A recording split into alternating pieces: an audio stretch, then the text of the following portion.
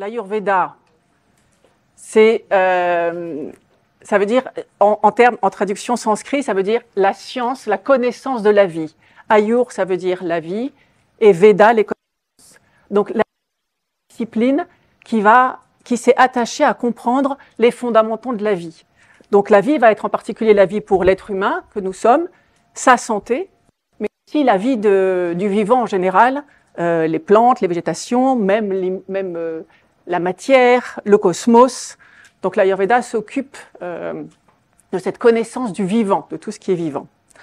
Je vais commencer par me présenter. Donc je m'appelle Anne-Dominique Desfontaines. Je suis tombée dans la marmite du yoga pour commencer quand j'avais 15 ans. Ça a été immédiatement une révélation, c'est-à-dire que j'ai découvert un champ qui permettait un intérieur incroyable, avec des appuis, des accompagnements qui permettaient ce chemin vers soi, dans une autre compréhension de soi. Et très longtemps, j'ai pratiqué donc cette discipline du yoga avec des formidables enseignants.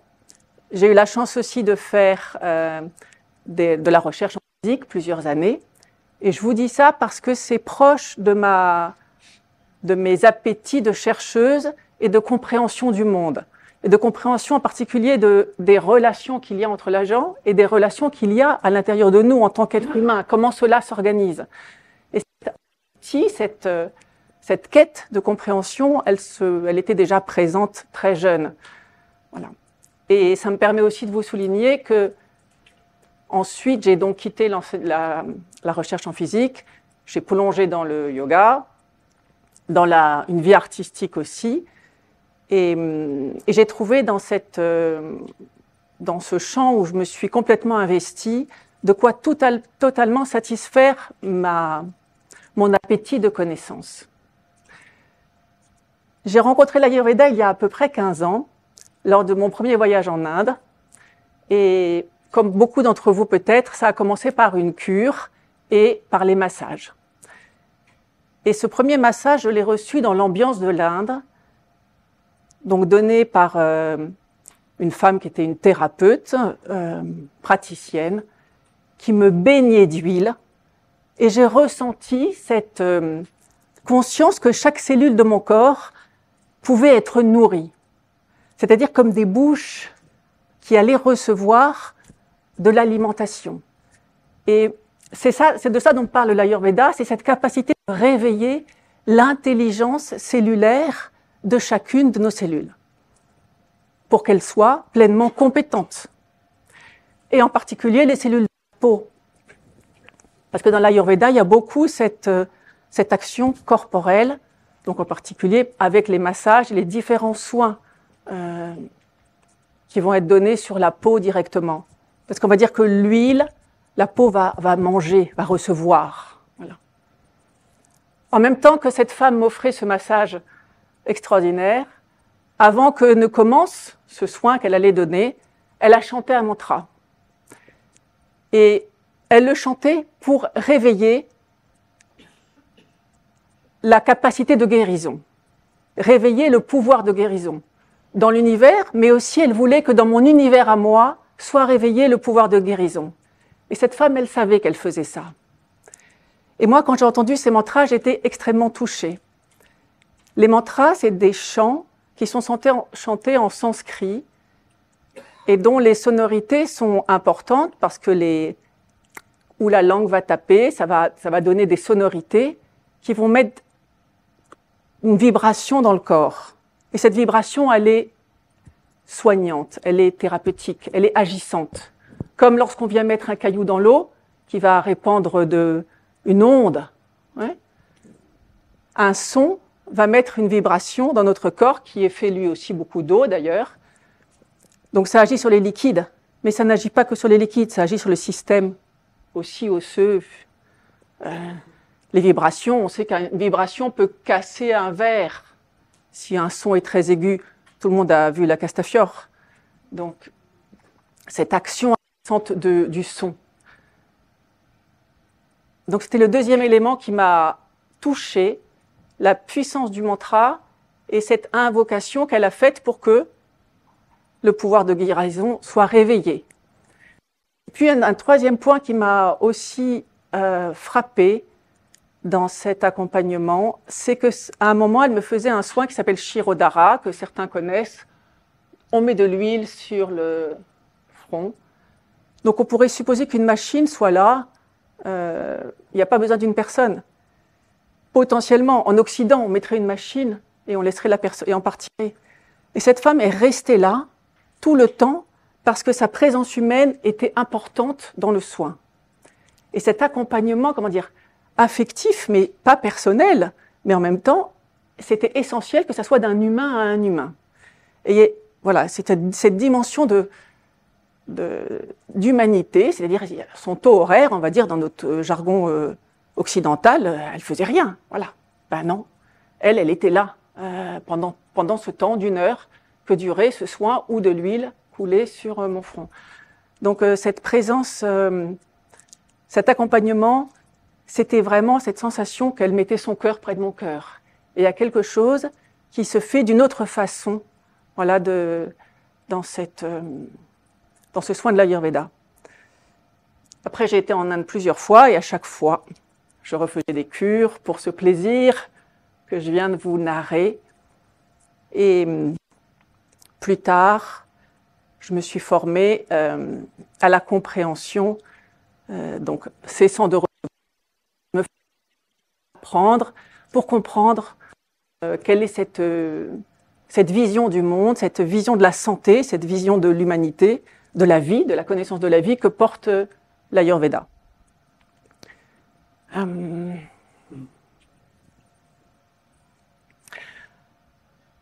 Alors, on va faire comme un petit exercice. Là, en même temps, vous m'écoutez, en même temps, vous pouvez prendre le temps de ressentir votre corps. Vous pouvez prendre le temps de ressentir votre corps sur cette chaise. Comment sont vos jambes? Comment sont vos pieds? Comment sont vos bras, la tête? Est-ce que le visage est détendu? Et parcourir ainsi votre corps, prendre conscience de tout son volume.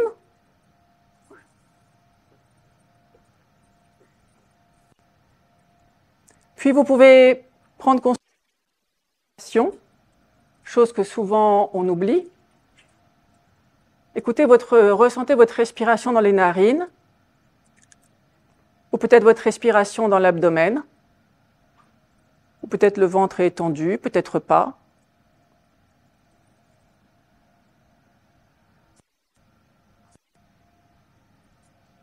Et puis, portez attention à votre espace mental. Est-ce qu'il y a une réflexion? Où se porte l'écoute? Est-ce qu'il y a un jugement ou un commentaire?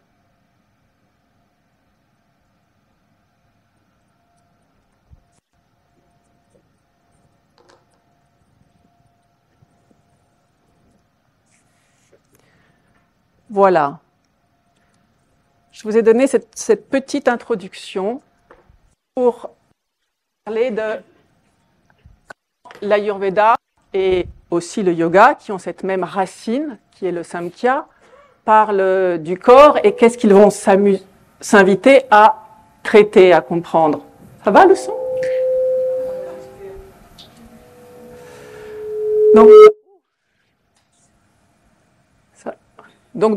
C'est bon?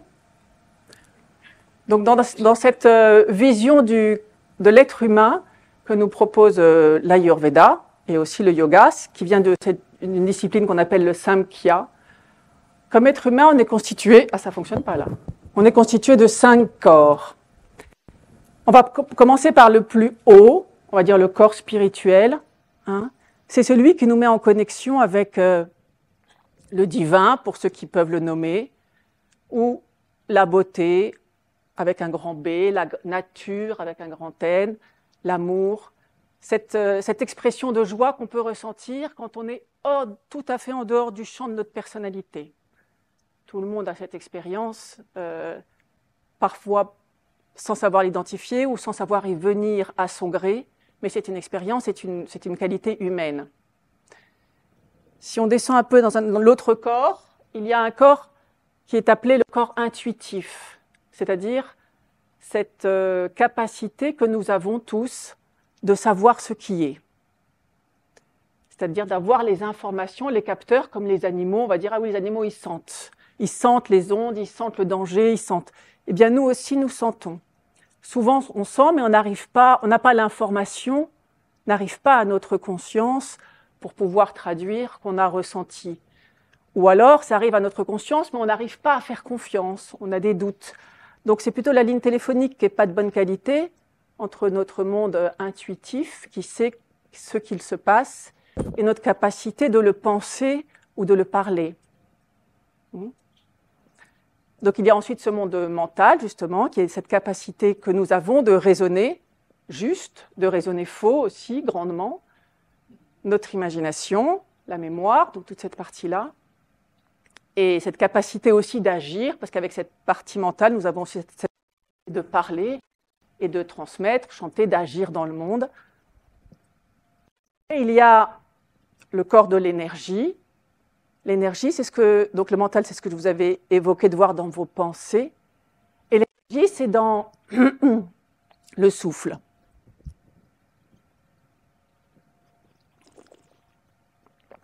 Le souffle, ça va être le plus grand porteur, celui qui va le mieux représenter ce que c'est ce corps de l'énergie. Mais dans la philosophie du yoga et de l'Ayurveda, l'énergie, ce n'est pas simplement cette respiration qui entre et qui sort. Il y a toute une anatomie de l'énergie.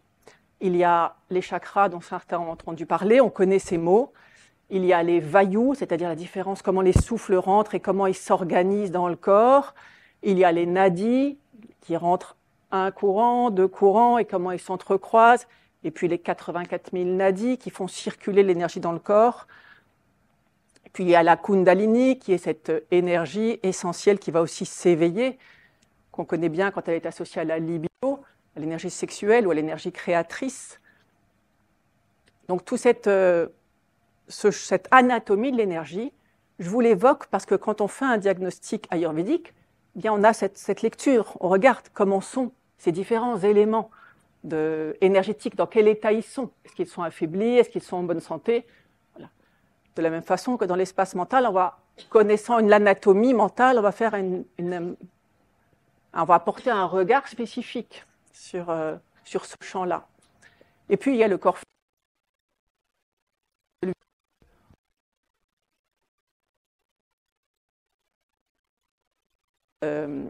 ayurvédique est fait aussi d'une différente de la pratique. On a un regard différent des dimensions du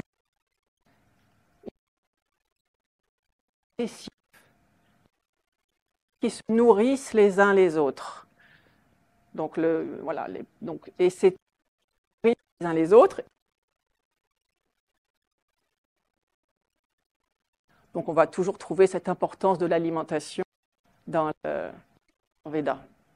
Mais cette importance de l'alimentation, on va la trouver dans tous les degrés de l'alimentation. Donc ça va être de l'alimentation matérielle, de l'alimentation mentale et sensorielle en général. Sous quel flot d'informations on abreuve nos yeux, nos oreilles, nos relations affectives, professionnelles. Donc tout ce qu'on reçoit, dans quel environnement on se met, qu'est-ce qu'on se met à recevoir et qu'on va se mettre donc de digérer. Voilà. Donc, pourquoi je vous parle de ces 5 corps? Puisque c'est la vision qu'a l'Ayurveda et le yoga, donc venant du Samkhya. Je vous en ai mis une autre là, qui est la même, mais inversée. Je l'ai inversée pour dire qu'en fait, on en met un qui est plus grand que l'autre, mais en fait, peu importe. Ce qui est intéressant, c'est qu'il y a ces poupées russes et ce qui va nous intéresser en Ayurveda. Ce qui va nous intéresser en Ayurveda, ça va être les 3 premiers corps. Ceux sur lesquels on va agir, ça va être le corps physique, le corps énergétique, le corps mental. Et on va toujours agir sur ces 3 corps. Il n'y en a pas un seul qui est dominant quand on porte. Les deux autres corps, on n'y a pas accès. On ne joue pas sur eux, mais ils vont.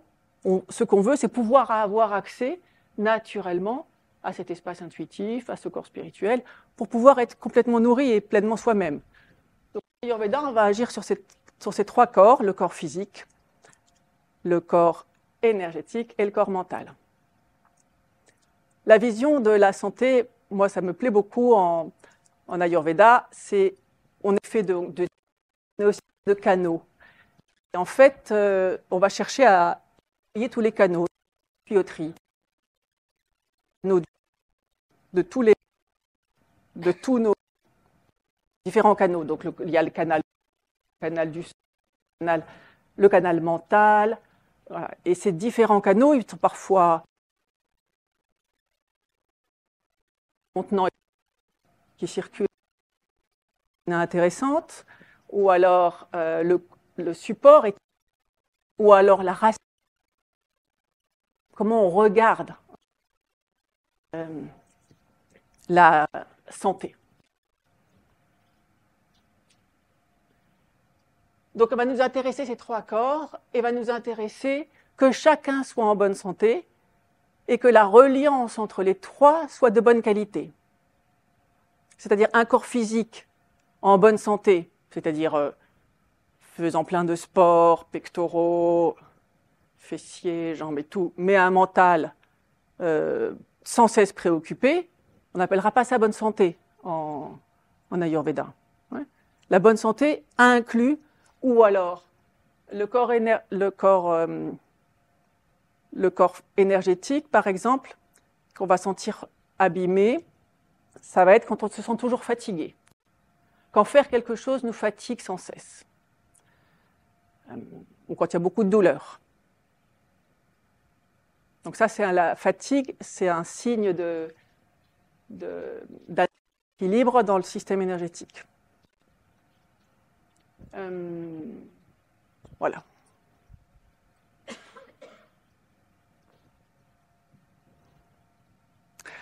Alors, on veut... Voyons. Ce qu'on veut, c'est équilibrer le corps. Donc, pour être en bonne santé. Les trois corps, donc on va dire que tous les tissus soient en bonne santé. Et en termes de mental, oui, c'est la bonne santé, ça veut dire avoir un mental joyeux, calme et apaisé. Ça c'est un signe de bonne santé. Se lever le matin avec cet appétit-là, cette composante. Et aussi cette capacité à prendre appui sur les connaissances, c'est-à-dire cette capacité fait partie aussi des éléments qui sont signes de santé. C'est-à-dire que l'appétit, la connaissance est éveillée. On apprend de ce que l'on reçoit. Il y a une notion de transformation possible. Alors pourquoi on veut réaliser cette santé-là des trois corps? C'est pour pouvoir accéder à ce qu'on appelle dans Ayurveda, en yoga, les 4 buts. 4 buts qui seront, je l'ai dit en moksha. Artha, c'est la capacité d'assurer sa sécurité. Ça veut dire pouvoir prendre soin de soi. Ça veut dire aussi pouvoir prendre soin de soi, mais aussi la situation affective, avoir une stabilité affective personnelle et matérielle. On regarde ça, cette capacité. Et c'est pas, j'en parle un peu rapidement du côté matériel, parce que dans notre société, et on va très vite se dire, oui, mais moi je gagne plein d'argent, donc c'est bon, Artha c'est bon. Mais en réalité, c'est pas parce que vous avez un métier qui vous rapporte suffisamment d'argent que vous êtes en sécurité intérieurement. Des fois, c'est complètement déplacé. Il y a une grande insécurité intérieure. Ça vacille. On est parfois intérieurement à de nombreux stratèges. Donc, Artha, c'est sa capacité à subvenir sa sécurité, à installer sa sécurité matérielle de soi et des siens de façon sincère et profonde. Donc ça nécessite une introspection pour vérifier qu'on est bien à la bonne place par rapport à cette notion-là. Et je parle tout de suite de l'introspection parce que c'est vers là toujours qu'on va aller dans l'accompagnement en Ayurveda, c'est la capacité de regarder en soi comment ça fonctionne. Sans introspection, il n'y a pas d'accompagnement ayurvédique. On peut faire des cures, on peut faire plein de trucs. Mais pour faire un changement, ça va toujours prendre appui sur votre capacité de regarder, d'observer ce qui est, de remettre en question et d'ajuster. Pour être au plus juste, au plus sincère avec soi-même, c'est un peu le jeu dans l'Ayurveda. Artha. Kama, c'est Kama Sutra. Non, la pauvre, j'agissais pas beaucoup. Kama Sutra. Kama, ça veut dire la capacité à prendre du plaisir. Sutra, c'est les aphorismes. Il existe les Kama Sutras. Mais la capacité à prendre du plaisir, c'est-à-dire à jouir de la vie, c'est-à-dire à prendre du plaisir, tout simplement, dans la vie, fait partie d'un état de santé. Voilà. Et c'est partie des buts. Ouais, réaliser cette capacité à avoir du plaisir dans la vie. Dharma, c'est aussi, on va retrouver cette nécessité d'introspection et de s'ajuster. C'est cette nécessité de faire ce qui nous incombe de faire, c'est-à-dire ce qui est le plus juste pour nous. Souvent, on entend parler maintenant souvent d'être aligné, voilà, de pouvoir participer avec ce qui est de nos meilleures compétences et on œuvre dans la vie sur ce qui nous correspond le mieux. Cela se fait sans fatigue et les compétences se déploient. Voilà. C'est-à-dire réaliser le dharma. On peut aussi dire que c'est parfois en partie à l'ordre du monde. On entend des fois aussi cette définition. Moi, j'aime bien. J'aime bien cette notion de participer chacun à l'ordre du monde et chacun ayant cette importance. Cela. Et donc d'être au plus juste par rapport à ces actions-là. Moksha, c'est plutôt du côté du yoga, de l'ordre de l'éveil, de la libération, et c'est moins le sujet en termes de santé. Ça va? Alors,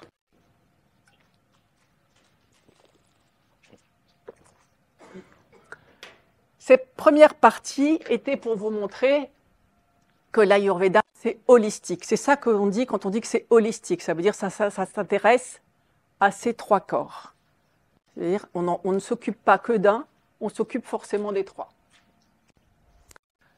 Alors, difficile de parler d'Ayurveda sans parler des doshas et de comment l'Ayurveda nous comprend en termes d'énergie. Qu'est-ce que ça veut dire la santé, le déséquilibre en Ayurveda?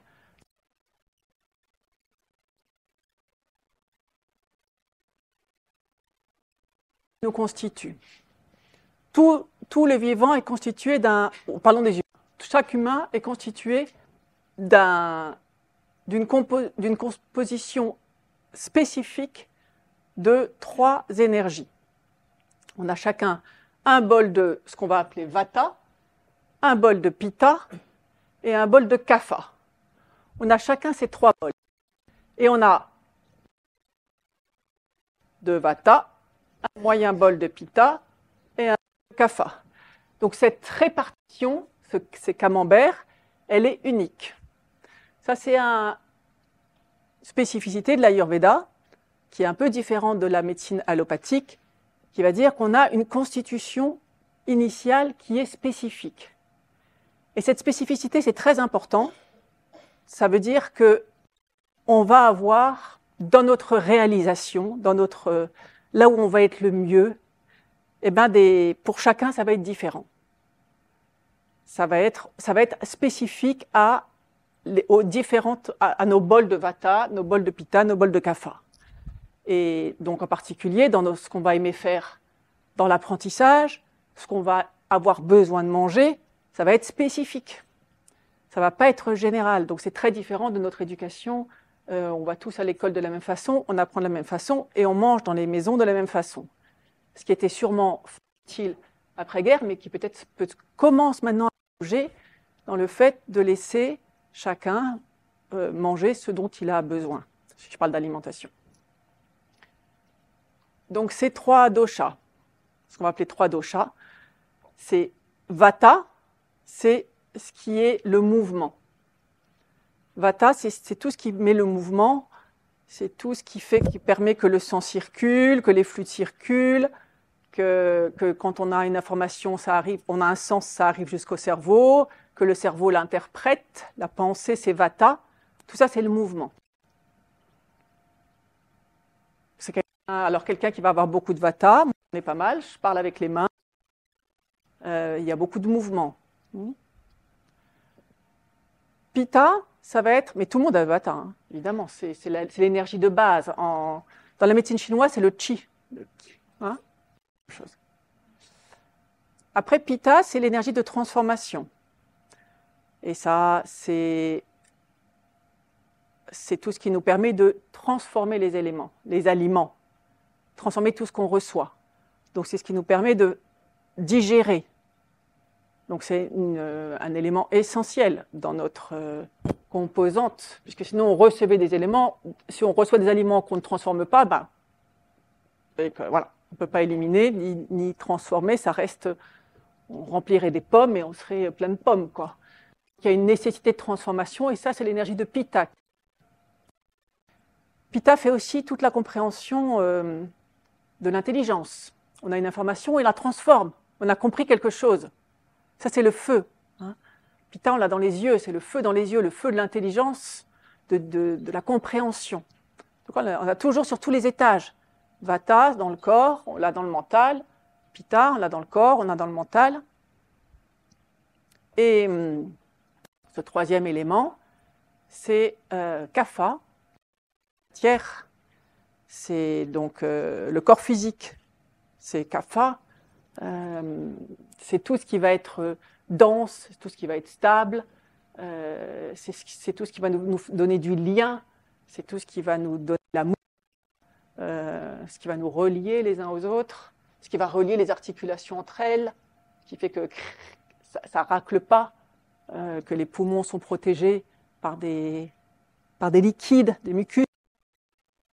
Tout brûlerait à la moindre digestion, puisque le foie envoie ses enzymes et ça brûle. Oui, non, on a des protections. Tout ça, c'est Kapha qui protège, et c'est lié aussi à cette capacité d'amour, de lien, capacité d'immunité aussi.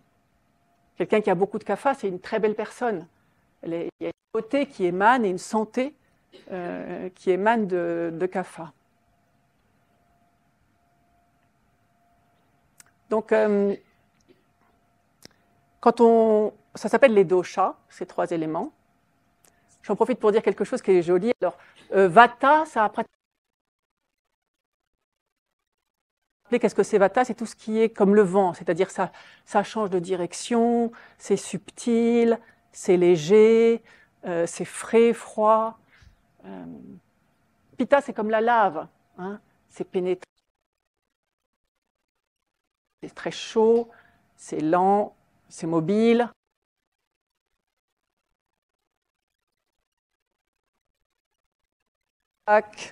C'est stable. Voilà. Donc on peut se rappeler un peu qu'est-ce que c'est que Vata, Pitta, Kapha avec différents attributs. Donc la bonne santé, quand on regarde l'Ayurveda, ça va être que les doshas, ces énergies, qui sans cesse évoluent, et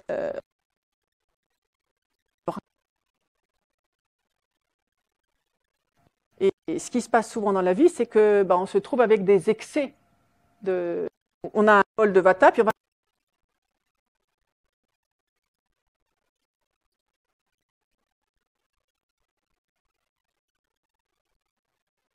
Le stress, on va commencer à avoir des informations qui vont nous arriver rapidement, on n'arrive pas à gérer l'information, toc, toc, toc, toc, toc, et on déborde, et ce stress déborde, donc Vata déborde, il se met à déborder, cette énergie déborde, il se met à circuler dans le corps, il va se mettre dans les endroits qui sont faibles, et il va commencer à se délocaliser, s'implanter.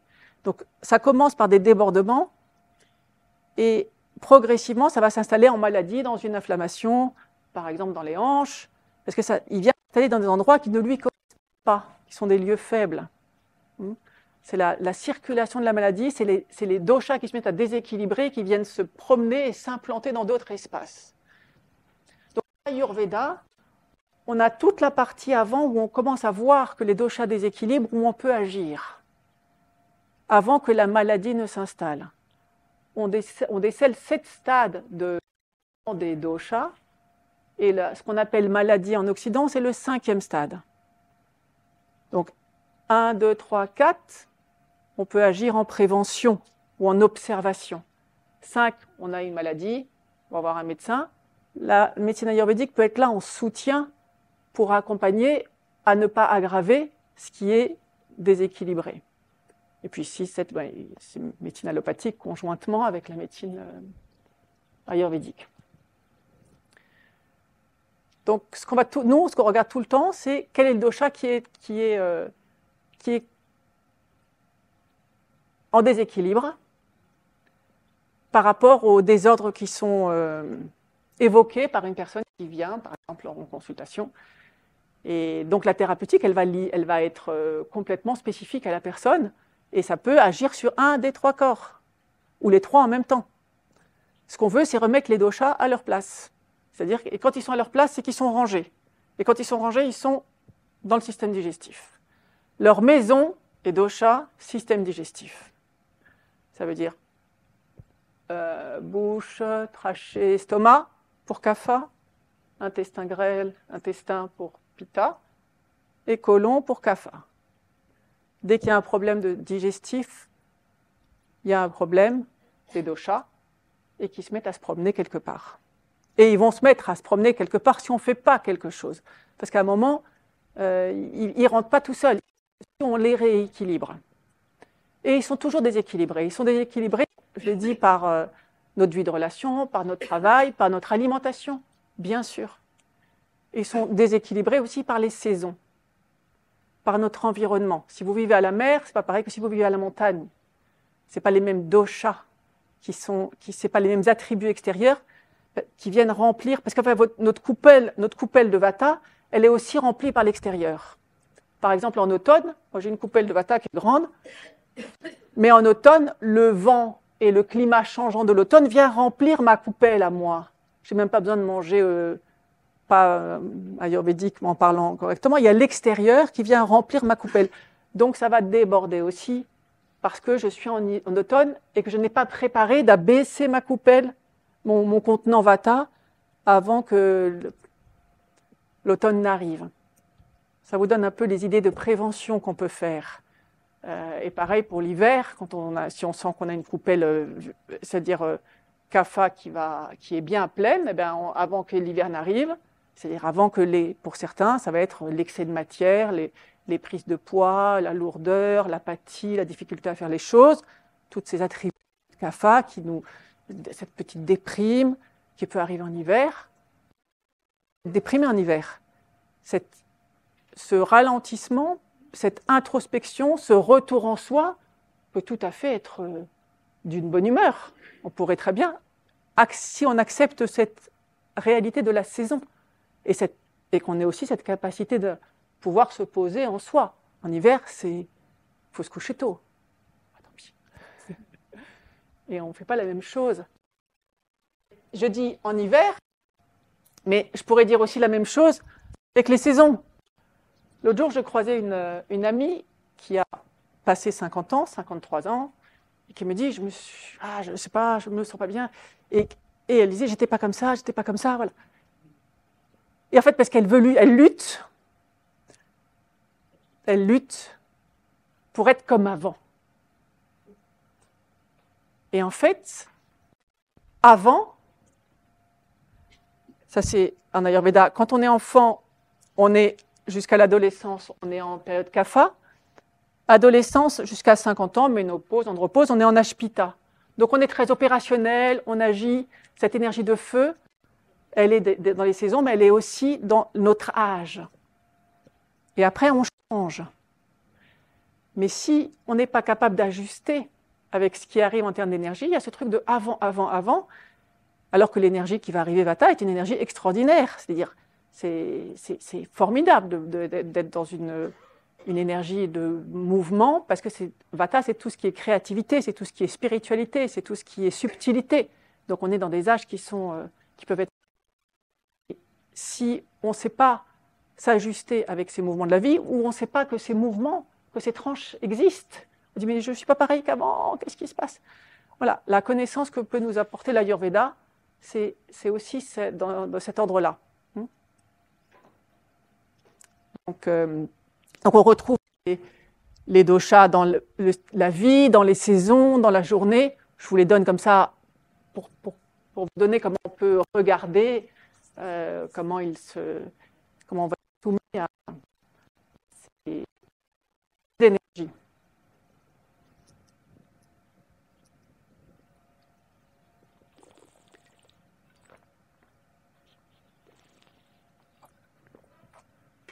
Est-ce que j'ai mis après?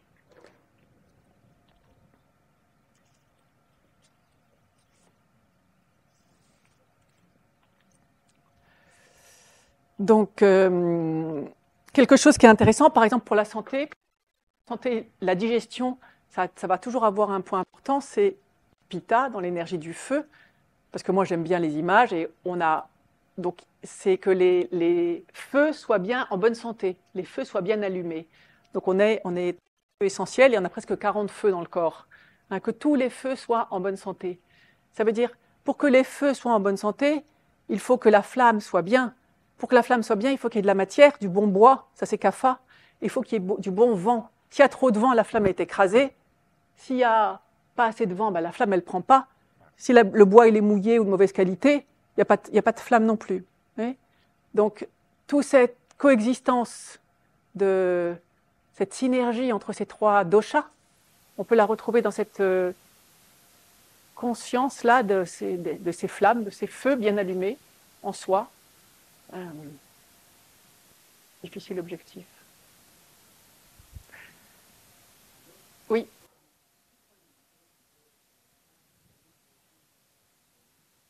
Ah bon? Vous m'entendez? C'est mieux? Ah là là! Oh! Vous avez rien entendu? Mais est-ce que vous avez été charmé quand même? Parce que c'est ça, l'idée c'est ça en fait. C'est mieux sans?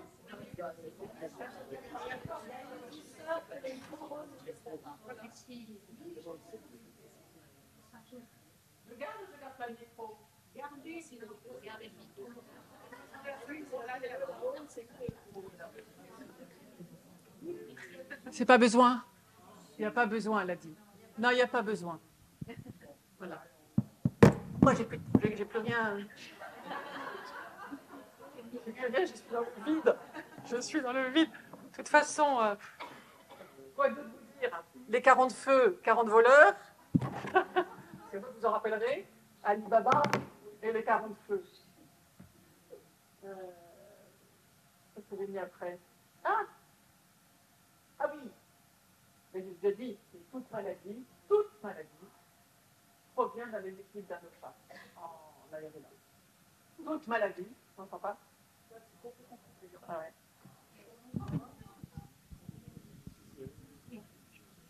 Allô, ouais. Donc toute maladie en Ayurveda va provenir d'un déséquilibre d'un dosha. Donc c'est ce qu'on va regarder en premier dans le soin à soi par l'Ayurveda, c'est où en sont nos doshas et lequel est en déséquilibre, et ensuite s'occuper de la thérapeutique.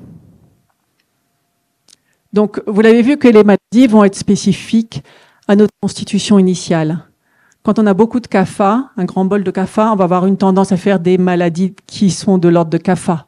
Donc, on va avoir plus facilement de surpoids, plus facilement des œdèmes, plus facilement des caillots, plus facilement des dépressions, c'est-à-dire des choses qui nous empêchent de bouger. Quand on a beaucoup de pitta, on va avoir plus facilement des inflammations, les problèmes de peau, on va probablement être un peu plus sadique, un peu plus... voilà. Quand on est Vata, on va avoir plus facilement des problèmes de stress, des problèmes de digestif, de ballonnement, de constipation, diarrhée, bon, diarrhée aussi en kapha, digestif pour tout le monde. On va être plutôt martyr, on va plutôt avoir du mal à sortir de... On a plus de mal à... On a une empathie de base, plus de mal à ne pas être victime, à sortir de... Voilà. Chacun a son challenge, chacun a son histoire. Et puis souvent, on a un petit peu de tout, hein. On est riche de tout, de tous les désordres. On peut avoir tous les désordres, même si on a beaucoup de kapha, de vata, on peut avoir un gros désordre kapha. C'est-à-dire, c'est pas...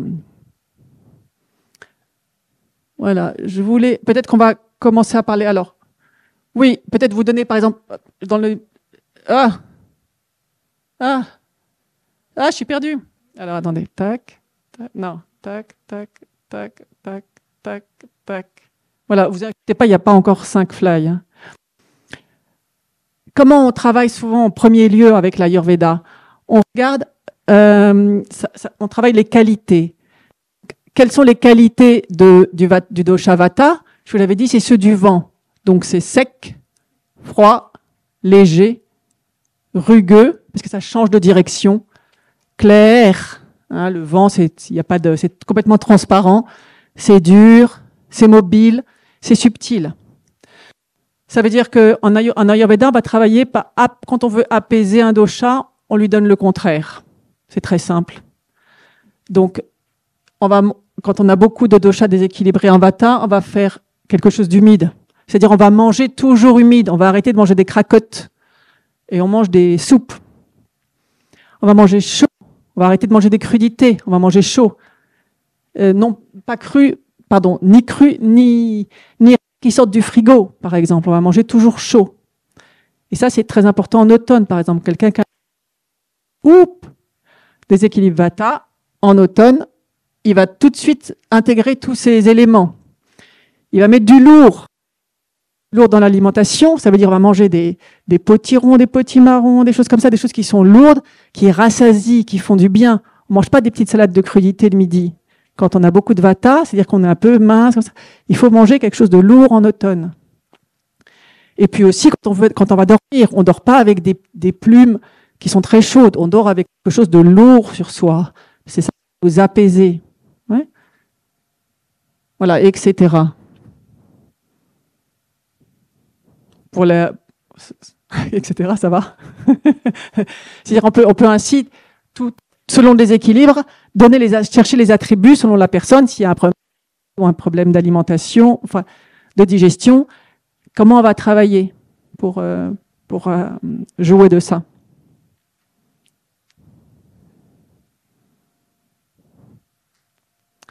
Alors, les thérapies, les thérapeutiques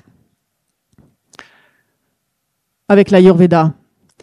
Donc la première, c'est celle par laquelle j'ai commencé et qui va nous servir surtout à nous en Occident, où on ne vient pas curiste passif. On peut aussi aller faire des cures en Inde, hein, bien sûr, c'est formidable. Ou en France aussi. Hein. Mais c'est cette capacité, cette connaissance de soi, cette introspection va être accompagnée avec ce point de vue de l'Ayurveda, mais ça va être un accompagnement conjoint. Jamais le praticien d'Ayurveda ne travaille sans vous.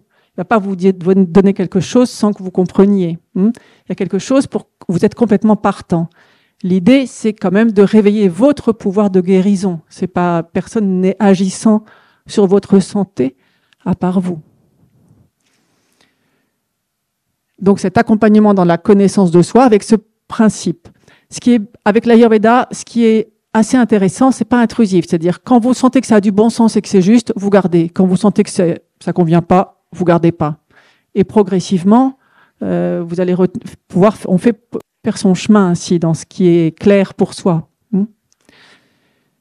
Donc il y a une grande thérapeutique aussi avec l'alimentation et avec les plantes. Voilà, donc qui est saisonnière. Oui, voilà. Je pourrais répondre à des questions sur ça si vous voulez. J'aborde tout de suite la thérapeutique aussi avec les soins du corps et par le corps. Donc il y a beaucoup de massages, d'autres choses que les massages, des thérapeutiques sur le corps. praticien, Bruno, là, qui fait des massages aussi, c'est ça. Et aussi le yoga, par exemple. Je dis thérapeutique par le corps, c'est-à-dire parce que c'est yoga ou qigong, ou parce que je dis qigong parce que en fait la médecine chinoise, venant de la médecine ayurvédique, elle a cette même composante, cette même manière de voir. Vata, Pitta, Kapha, c'est Qi, Yin et Yang. Les 5 éléments dont je vous ai pas parlé, mais on retrouve aussi le travail par le corps, l'acupuncture. Il y a les mêmes composantes holistiques. Donc les soins par le corps, vraiment, moi je trouve que les massages, c'est vraiment un parent pauvre chez nous en Occident. C'est pour soigner, mais ça devrait être, c'est même avant c'est-à-dire avant d'avoir des problèmes de déséquilibre, c'est quelque chose qui pourrait être présent dans notre quotidien de façon beaucoup plus simple, beaucoup plus réelle. La plupart des pays ont une présence au toucher comme ça qui est forte dans les pays d'Asie ou des pays d'Afrique. En Europe ou en Occident, en tout cas en France, le toucher est vraiment le parent pauvre. Et c'est quelque chose c'est intéressant de changer ça. Donc, tous au massage. Mais oui. Et puis, donc, l'autre point aussi, qui va avec la connaissance de soi, c'est les rythmes de vie. Qu'est-ce qu'on fait dans son année? Qu'est-ce qu'on fait dans ses saisons? Qu'est-ce qu'on fait dans sa journée? Dans son mois et dans sa journée. Et donc, est-ce qu'il y a dans sa journée, tous les jours, une composante où on a pris un temps où ces 5 corps sont nourris, en fait. Des fois, nous, souvent, on a une société qui dit « Non, je fais tout maintenant, puis après, je serai en vacances. » Mais en fait, c'est très intéressant de travailler, respirer, profiter, se reposer, créer, travailler et intégrer. Ne pas mettre tout dans cette compression du temps et faire plus tard ce qu'on va appeler du repos ou des vacances et d'intégrer ça dans ce quotidien. C'est comme si je disais, plus je travaille, en apnée, et ce soir je respire. Voilà, c'est un peu ça dans notre société qu'on peut s'inviter progressivement à changer. C'est-à-dire que respirer, ça veut dire avoir toujours la conscience que jamais plus je ne passerai par ce moment, à cet âge-là, à cette heure-là, dans ce contexte-là. Donc, qu'est-ce qui se passe? Est-ce que c'est bien ça que je veux? Le mot « je veux » n'est pas forcément, mais est-ce que c'est bien là que je suis? C'est bien là que mon être est? Donc, il y a cette question-là qui peut se poser. Voilà. Qu'est-ce qu'il y a après? Ah oui, une autre chose qu'on trouve dans l'Ayurveda, en plus petit, c'est donc on s'intéresse au corps et on s'intéresse à l'extérieur, où est-ce qu'on habite. Je vous ai parlé des bords de mer, montagnes, mais il y a aussi le lieu de vie. Et donc c'est une invitation, c'est une sous-partie de l'Ayurveda qui est le soin des lieux. Parce que si quelqu'un se corrige en termes de santé énergétiquement, mais qui retourne tous les jours dans un lieu qui est pourri énergétiquement, c'est un peu difficile à lutter pour rééquilibrer à chaque fois. Donc c'est intéressant de porter le regard sur chez soi. On a déjà des fois des idées et on sent comment est chez soi, on a des idées, puis en fait il y a aussi des gens qui apprennent à lire et à corriger. Et en Inde, ça s'appelle le Vastu Sastra. Donc j'ai mis le nom en dessous. Voilà, je vous ai donné des petites choses pour vous réveiller sur ça. Par exemple, si une maison a une route qui arrive pile devant la porte, c'est ce qu'on va appeler nous un flux frappant. Et donc il y a une insécurité, quelque chose qui arrive dans cette maison et qui en permanence un flux d'énergie. Ça, c'est le flux extérieur qui vient dans ce foyer qui génère quelque chose. Les antennes, on connaît l'importance des antennes. Il y a aussi l'importance de la cardinalité. Quand une maison est très cardinale, eh ben, elle a une influence énergétique qui est toujours d'une certaine façon, parce que le soleil se lève et se couche, donc elle a toujours les mêmes, elle est soumise à un certain style d'énergie, l'énergie tellurique aussi. Voilà, donc je vous ouvre un peu rapidement sur ça, que ça fait partie de l'Ayurveda.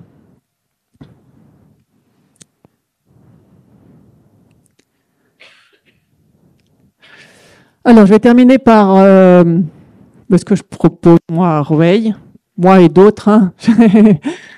Donc, des massages. Je vous donne le plus connu en Ayurveda, c'est Abhyanga, qui est un massage à l'huile chaude sur le corps. Je fais de la marma-thérapie aussi, qui sont donc les points subtils. Les points marma, c'est des points qui sont des points de contact entre les 5 corps. Donc, c'est un peu comme si on venait revisser les boulons et qu'on remettait en contact les 5 corps. Ouais. Donc, je fais des accompagnements ayurvédiques. Je propose des ateliers autour du yoga et de la respiration. Donc, il y en a un le 30 novembre. Atelier d'automassage. Donc, ça, c'est quand on veut travailler aussi en groupe, parce que l'Ayurveda, on peut aussi bien pratiquer seul, puis on peut aussi pratiquer avec d'autres. Donc, je propose des week-ends en résidence. Et voilà, cours de yoga et de méditation à Rueil aussi. Et la méditation fait partie de l'Ayurveda. Voilà. Et maintenant, je vais vous laisser un temps de questions, si vous en avez. Enfin, j'espère que vous en avez.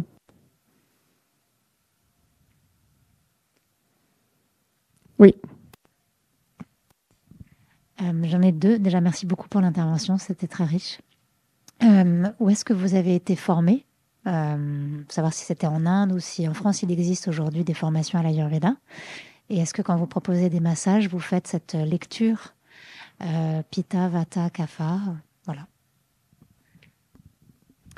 Alors, j'ai été formée dans un centre qui s'appelle Gayaveda Academy. C'est une formation de 3 ans qui est à Tours. Et voilà, où j'ai fait aussi bien théorie que thérapie corporelle. Puis après, j'ai travaillé avec d'autres enseignants. La marma-thérapie, je l'ai appris avec d'autres. Des touchés thérapeutiques, j'ai appris avec d'autres.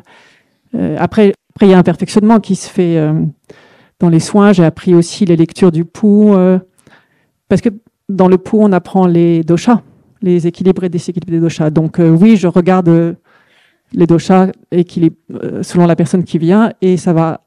Si on vient juste pour un massage, juste entre guillemets, parce que c'est très bien un massage, je tiens compte des doshas en déséquilibre, bien sûr. Ça va être dans l'huile utilisée, ou la qualité du toucher, ou la vitesse qui va être en place, ou les espaces qui vont être sur lesquels je vais insister. Parce que chaque dosha a des lieux de privilégiés, d'expression. Donc, voilà. Pitta, ça va être plus le dos. Vata, ça va être plus les hanches, les pieds. Donc oui, je tiens compte. Merci.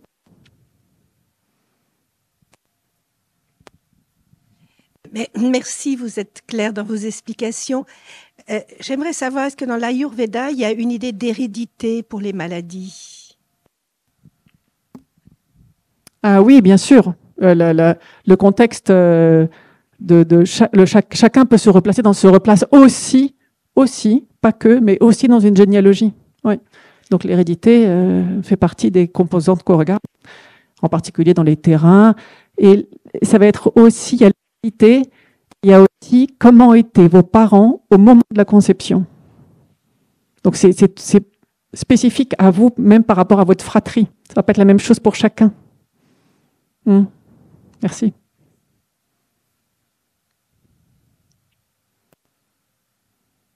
D'autres questions?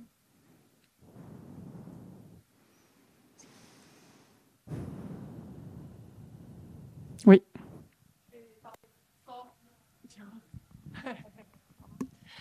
Si on veut aller plus loin dans la connaissance de l'Ayurveda, vous recommandez un livre, je sais pas, des conférences, ça? Est-ce que vous avez quelque chose pour aller, parce que ça donne envie d'aller plus loin?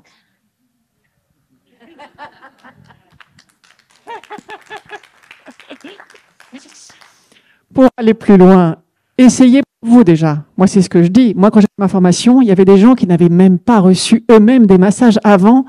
Et je me disais, mais comment c'est possible, quoi? Recevez, transformez vos désordres. Ah, j'ai un petit, on a tous des désordres. Ah, je dors pas bien. Oh, je digère pas bien. Oh, j'ai une constipation. Oh, j'ai une diarrhée. Oh, je suis toujours maussade le matin. Oh, je suis toujours maussade à 15 heures. Ouais. Essayez pour vous. Et après, il y a il y a des livres, oui. Mais comme on se connaît, je pourrais te recommander des livres. Il y a des livres. Mais moi, je trouve que la pratique, c'est ça, la richesse du yoga et de l'Ayurveda, c'est des transmissions par la pratique. C'est-à-dire, moi, avant de faire la formation, bah déjà, j'avais 15 ans de yoga. Donc, j'avais déjà cette ouverture à l'expérience de ces 5 corps et cette introspection aussi que vous expérimentez, tous ceux qui font du yoga. Dans ces temps de relaxation, il y a un temps qui nous donne cette possibilité de regarder autrement en soi. Ouais. Et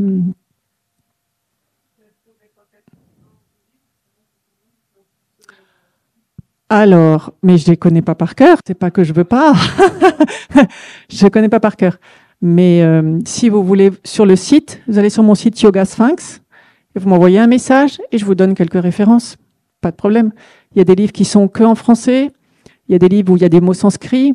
Ça dépend un peu aussi de chacun. Parce que, ou sinon, moi, je peux aussi dire, vous allez à la Fnac ou à un libraire et vous regardez ceux qui vous inspirent. Parce que les livres, quand ils sont trop détaillés, c'est difficile à lire. Il vaut mieux apprendre 3 trucs dans un livre et quand vous allez dire, ah, mais celui-là m'inspire, et vous le prenez et vous allez recevoir un peu plus d'informations, puis après, vous passerez au livre suivant. Ouais. Donc, mais je peux aussi conseiller, hein, sans problème. Mmh.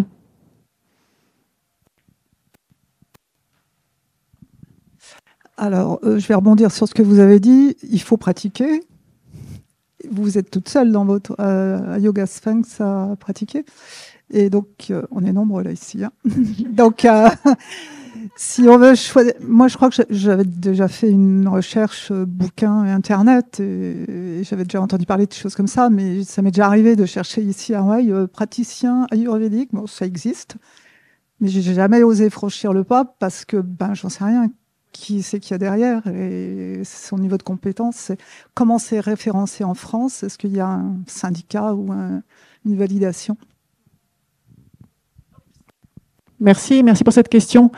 C'est un métier qui n'est pas référencé en France. Comme professeur de yoga, n'importe qui peut se mettre praticien en Ayurveda. Moi, je suis membre de Ayurveda en France. Donc, je suis membre d'une fédération qui vérifie qui vérifie les formations.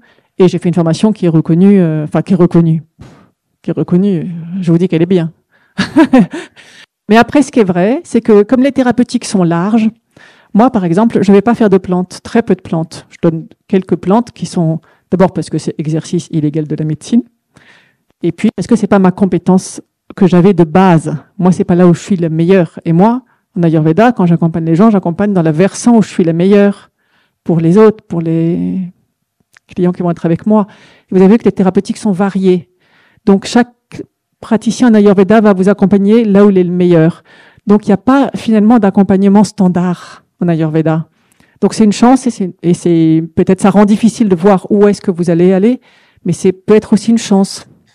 C'est vrai que moi, je vais très peu accompagner des gens sur des changements de l'alimentation tout de suite. Parce que l'alimentation, je pense que c'est quelque chose qui est très compliqué et qu'il y a souvent des choses à voir. Pas toujours, mais bref. Les accompagnements, il faut peut-être rencontrer quelqu'un avec un massage d'abord, puis certains font que des massages, que de la thérapie corporelle, ce qui est bien aussi. D'ailleurs, Bruno, c'est ça, fait des massages à Nanterre aussi. Et peut-être donc en praticien en massage, vous allez en rencontrer plusieurs quand même. Vous faites des accompagnements aussi? Non. Donc il faut que des massages et c'est déjà super. Voilà. Donc il y en a en massage, accompagnement. Donc, mais c'est vrai que je vous invite, c'est pareil pour le yoga, je vous invite à regarder qu'a fait la personne avant. Hein. Ouais. Mais c'est votre discernement de client. Bouche à oreille, sinon. Ouais. Ou intuition. Hein. Moi, il y a plein de gens que j'ai rencontrés comme ça, ils sont venus, paf, au feeling. Et puis, si ça va pas, on revient pas. Hein. Eh ben, on n'est pas obligé. Oui.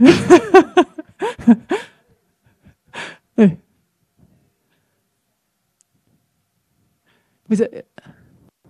Oui. Alors, les cours de yoga, ils ont lieu à Rueil, dans les salles de la ville, avec RCL. Nous avons une convention, donc à l'atelier Grognard et à l'Athénée et au club de l'Orangerie. Et puis des cours particuliers aussi, ou près du square de l'Orangerie aussi. J'ai mis une petite plaquette où vous avez les lieux derrière. Mmh.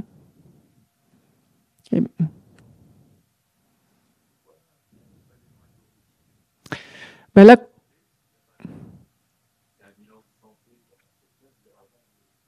voilà, oui, il y a des gens qui font des bilans. Ouais, c'est ça. On fait souvent non, parce que le mot bilan ayurvédique, c'est un mot qui existe. Finalement, moi, je le fais presque de moins en moins parce que je pense un bilan une fois et donner des conseils, ben, moi, ça me convient pas comme accompagnement de faire ça. Parce que donner des conseils et laisser les gens faire tout seuls, je trouve que c'est trop difficile.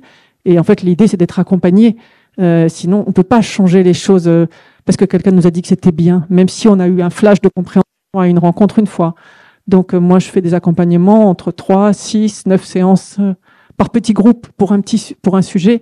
Et des fois, c'est 3, mais il faut quand même faire... et selon ces 6, soit on reprend pour un autre thème, soit c'est 3, c'était pas suffisant, mais ça permet simplement de se familiariser dans l'accompagnement. Donc, comment ça se passe? Souvent, les personnes viennent avec identifier un désordre. Ça peut être je suis trop stressée, ou des gens qui j'ai un cancer. Moi, je ne soigne pas le cancer, hein, je le dis tout de suite. Mais j'ai un cancer, donc j'ai ça aussi à côté qui est difficile. Voilà. Donc c'est ce qui est à côté que je vais faire. Ou alors, souvent des gens en transition, c'est à ce moment-là où un peu on se permet de faire des choses différentes. C'est quand séparation, deuil, changement de métier, enfants qui partent. À ce moment-là, souvent on dit bon, qu'est-ce que vraiment, je m'occupe de ce truc. Parce que souvent, sinon, la plupart d'entre nous, on est habitués, oui, je dors mal, mais bon, j'ai toujours dormi mal, c'est normal. Tout ça, c'est très normal. Non. En fait, c'est un désordre. Donc, on peut changer ça. Éventuellement, si on veut, ouais, ça peut être le moment de s'occuper de qu'est-ce que ça pourrait être de pas avoir de problème de sommeil. Mais les choses ne changent pas en 5 minutes. Parce qu'elles se sont installées en plusieurs années, surtout quand on a du temps pour aller voir l'Ayurveda. Donc, elles vont se désinstaller, se transformer en plusieurs temps aussi.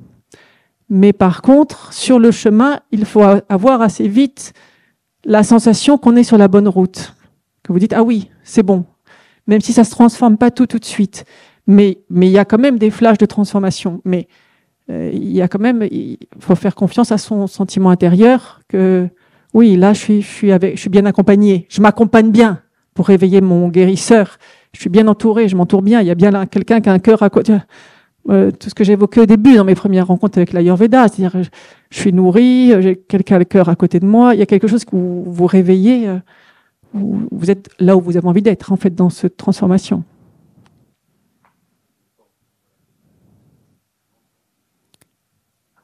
Ah si, on peut venir parce qu'on a mal à la tête. Hein.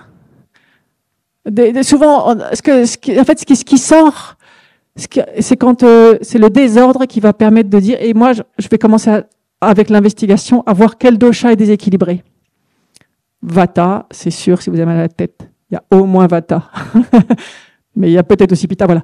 Et donc après, la thérapeutique, l'accompagnement va dépendre de quel est le dosha déséquilibré, à quel point et comment. Parce que souvent, vous avez un désordre, mais vous en avez plein d'autres que vous n'avez pas identifiés comme des désordres. Parce que c'est la manière de poser des questions sur lesquelles j'ai été formée, qui permet de me dire, parce que moi je sais comment, j'espère savoir, je sais un peu comment regarder, quelles questions poser pour savoir à quel endroit le dosha Vata est abîmé, ou le dosha Pitta, ou le dosha Kapha.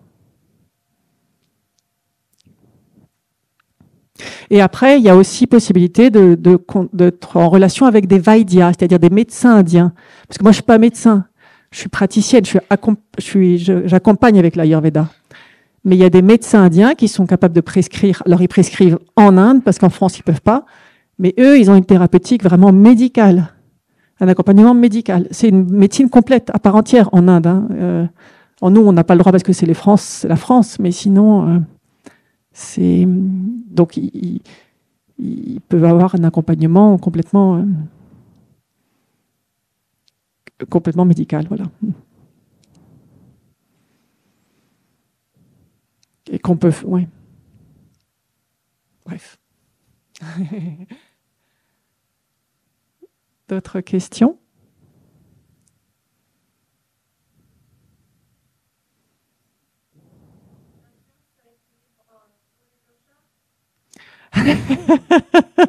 T'as l'espoir. La méditation, c'est le joyau du yoga. C'est un joyau. Et c'est vraiment l'état méditatif. C'est ressourçant, surtout, ça équilibre Vata. Une fois que Vata est équilibré, tous les copains Vata déséquilibre tout le monde. Hein, c'est le chef. Donc, si Vata est déséquilibré, un petit peu ça va. 2 jours à 1, 15 ans, non, ça va pas. Il va déséquilibrer tout le monde. Donc, ça équilibre Vata pas mal. Et donc, du coup, si Vata est équilibré, les feux, parce que Vata peuvent déséquilibrer Pitta, je vous dis que trop de feu va nous éteindre toutes les flammes. Pas assez de vent, trop de vent, pardon, va nous éteindre toutes les flammes. Donc, voilà. Et après, la puissance de la méditation, ouais. On peut faire beaucoup de choses. Merci.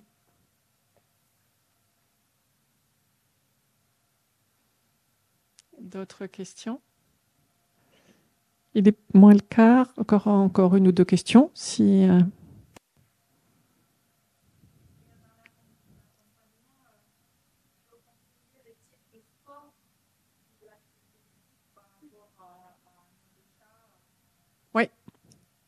Oui. C'est sûr que type de sport et heure à laquelle vous allez faire votre sport. S'il y a vraiment un déséquilibre kapha, par exemple, ça va être bien de faire du sport le matin à jeun, un truc un peu cardio, quoi. Mais pas quelqu'un qui est vata. On va pas dire à quelqu'un qui est vata d'aller prendre des douches froides le matin et de faire du sport. Et pourtant, quelqu'un qui est vata, il va se dire « Ah oui, super, j'ai trouvé, je vais faire des douches froides. » Il va faire des douches froides, mais il va se déséquilibrer ses feux. Voilà. Oui, on peut accompagner la manière le rythme de vie, comment on place les choses dans sa vie. Et ça peut changer. Il faut le tester pour soi. Et puis quand on commence à dire, ah, mais effectivement, ça a du bon sens, on voit que quelqu'un qui a beaucoup de pitta, c'est-à-dire qui est très dirigeant, faut pas qu'il fasse des sports, idéalement, qu'il arrête les sports de compétition. Sauf s'il fait que ça, mais parce que s'il est en déséquilibre de pitta, par exemple, pas s'il est en bonne santé pitta, il utilise son pitta pour gagner, et il a raison, parce que gagner, c'est super, quoi. Mais s'il gagne et qu'il écrase tout le monde et qu'il marche, il est un peu déséquilibré en pitta. Il a des inflammations, probablement, qui vont arriver. Dans ces cas-là, on arrête plutôt des sports qui sont hors compétition. On apprend à faire des choses gratuitement. Une fois, je disais ça à quelqu'un, il me dit, qu'est-ce que ça veut dire, faire des choses gratuitement? Et oui, c'est pas évident. Parce que la charité, pour récupérer des bons points, c'est pas gratuit, hein. Gratuitement, c'est un peu...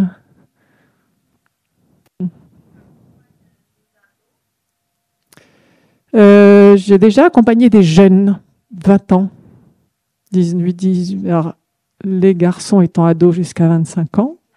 Je le dis tout doucement, je sais pas, que mes enfants ne regardent pas. Mais enfin, je peux faire des choses avec les enfants. Si j'ai fait des massages, des soins avec des jeunes, des ados, et je pense que les massages pour les enfants, pour les bébés, pour les jeunes, pour les enfants, c'est super. Franchement, les massages, je pense que c'est super, quoi. Je pense que ça. Mais en accompagnement, oui, j'ai pas. De toute façon, je travaille dans un champ de gamme où si jamais je peux pas, je peux pas. Tu vois, si c'est possible, c'est possible. Si c'est pas possible, parce que c'est pas des. Ça s'ajuste, hein. On ajuste les accompagnements.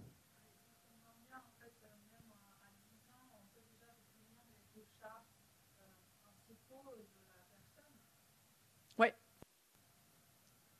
Oui. Et donc, on peut comprendre pourquoi des enfants aiment telle chose, ou se comportent de telle façon à l'école, ou aiment d'une autre façon, ou sont plus facilement très agités, ou pas agités, ou très stables, ou on dit mais pourquoi il bouge pas assez cet enfant, tu vois. On peut comprendre des choses, ouais, ça peut aider. La notion d'unicité, ça permet vraiment, en tant que parent, de pouvoir regarder son enfant autrement, de se dire il a son panel, sa répartition qui est spécifique, et ça n'a rien à voir avec la vôtre, ce n'est pas la même que la vôtre. Donc il ne va pas avoir besoin des mêmes choses pour s'épanouir et pour se développer. Même si tous les enfants sont en âge CAFA jusqu'à leur adolescence. Oui. Oui.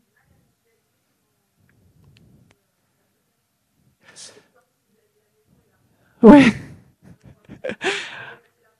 Ouais, c'est ça. On casse tout. Mais parce que j'ai fait ça parce que je suis pas très bonne en dessin, donc je me suis dit bon, j'ai pris sur Canva les maisons et les routes, quoi. Parce qu'en fait, on s'occupe de l'environnement de la maison et on s'occupe de l'intérieur du lieu. Si par exemple des lieux où plein d'ondes de forme, par exemple il y avait des murs comme ça en permanence et je suis dans un angle et que je reçois toujours un angle, eh ben, il y a une onde de forme qui m'arrive tout le temps. Et si cette onde de forme elle est pile là où vous travaillez, ben, vous êtes soumis toujours à cette onde de forme. Donc moi, j'ai été formée par l'Institut français du Vastou et j'ai appris à corriger ça. Donc, je sais pas comment dire. Non.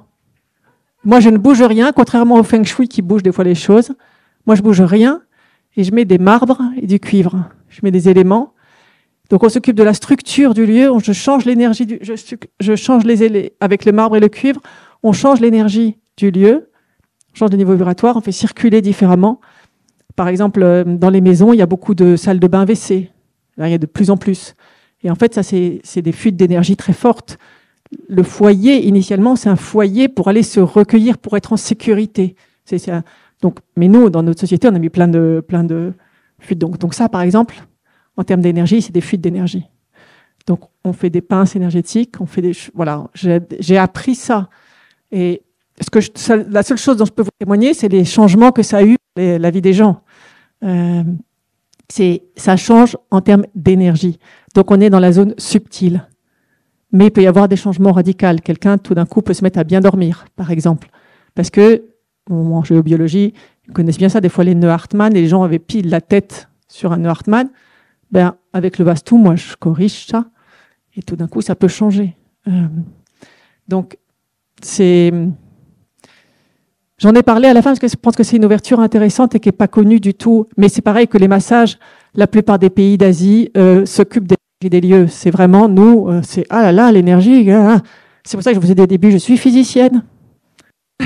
Comme ça, vous n'avez pas trop peur. Mais l'énergie des lieux, d'ailleurs, on le connaît parce que soi-même, on sent quand on va des lieux qui vont être plus porteurs que d'autres. Ou des lieux, on va être. Mais c'est difficile, parce qu'on a des idées reçues des fois avec l'environnement ou parce qu'on aime bien la personne et on voit autrement.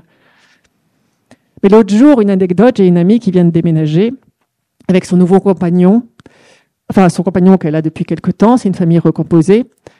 Et quand ils se sont mis dans cet appartement, ils faisaient que de s'engueuler. Et dans cette nouvelle maison. Et bon, je me suis dit, bon, c'est un changement de vie, je vais voir la maison. Et il y avait la jeune ado qui dit « Ah, ces escaliers, ils sont vraiment pourris, quoi !» Et en fait, elle disait ce que dit le Vastu, c'est-à-dire les escaliers sont vraiment énergétiquement très difficiles à vivre, ils n'ont pas d'appui, il y a des fuites d'énergie partout. Et donc, après, ce couple a retrouvé sa place, mais ils doivent lutter contre l'énergie du lieu. Et moi, avec la lecture, je me dis « Waouh, ça pourrait se corriger. » Enfin, je serais ravie d'essayer. C'est pas... voilà. J'ai répondu ? Un peu. Faut tester.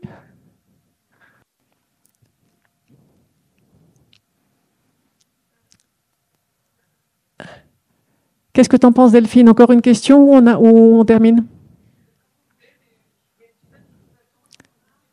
Après, voilà. Est-ce qu'il y a une dernière question? Oui, une dernière question et après on peut se retrouver autour d'une tisane avec qu'a proposé Delphine. est-ce qu'il y a un lien entre les 40 feux dont tu parles et les points d'acupuncture? Alors, les points d'acupuncture, c'est la médecine chinoise. Donc, la médecine chinoise, elle utilise les mêmes réseaux que les nadis de la médecine ayurvédique, mais elle a une thérapeutique qui est différente.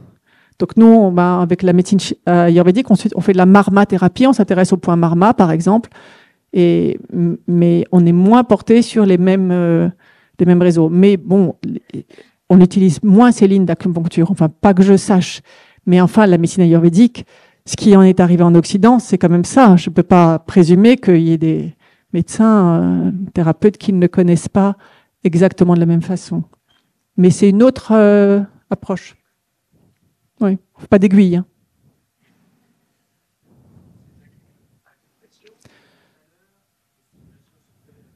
Pour la marma, tu veux dire? Non, oui, ça peut être pression ou subtil. Le toucher peut varier. Oui, oui. Il peut être fort ou il peut être subtil. Ça veut dire, on a vu grossier ou subtil, parce que la qualité dépend du dosha qu'on va travailler ou de qu'est-ce qui se passe dans ce lieu-là.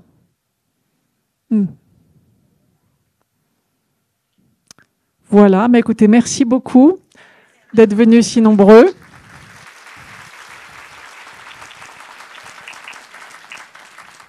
Et on peut se retrouver donc pour une tisane et quelques biscuits, quelques fruits qu'a préparé Delphine et ses petites madeleines.